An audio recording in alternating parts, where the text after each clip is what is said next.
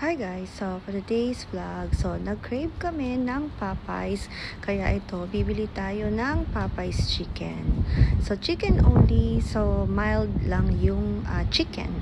Dahil hindi naman kami mahilig sa spicy.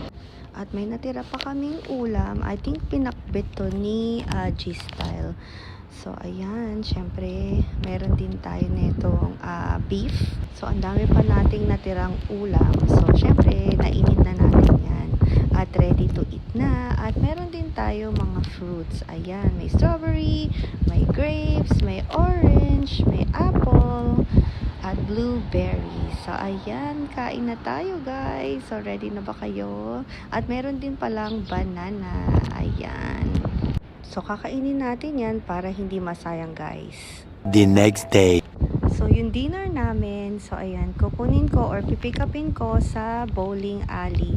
Bali, chicken ulit. So, ayan, mahilig talaga kami sa chicken. So, tara guys, samahan nyo ako mag-pick up. Bali, natawag na ni G-Style yan or na-order. So, pupuntahan natin para pick upin at bayaran. So, whole chicken yung pipick upin natin at yung jalapeno poppers. So, ganito yung itsura nung Midway Grill. Ayan, sa loob ng bowling center. Ayan, hindi ko na napakita sa inyo guys yung bowling center kasi maraming tao. So, tara, uwi na tayo para makapag-dinner. So, gabi na, kaya ganyan yung itsura. Madilim masyado. Pero andyan si G-Style nakapark. Di talaga kami magsasawang kumain ng chicken. So, yan, tingnan nyo naman. Diba? Konti lang yung sasakyan dahil nag-uwian na yung mga tao.